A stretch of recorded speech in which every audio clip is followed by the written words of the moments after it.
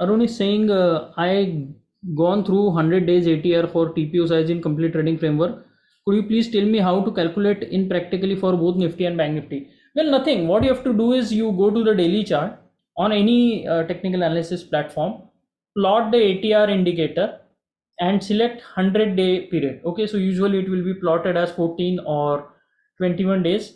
You don't use that, you use 100, and then you see the latest value. So today is 12th October, latest as in previous days, because today's value will keep changing. So you look at previous day's value. So let's say it was 147.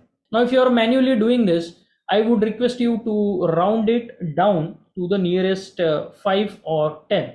So what that means, this will become either 145 or 140, and you use this as your average true range. Now this is okay for Nifty or Bank Nifty or anything that is trading on NSE, because the tick size is 0.05. So what happens when you multiply this 0.05 by the ATR 100? What you will get? 140 into 0.05 is 7. So each block or each letter that is plotted on the market profile chart, its range will be 7 points.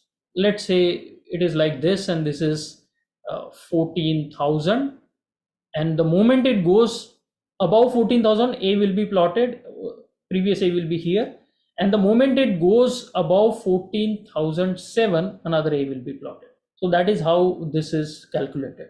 Now what happens is, if you go to commodities, this changes, this will change. So in that case, the TPO rules also there will change.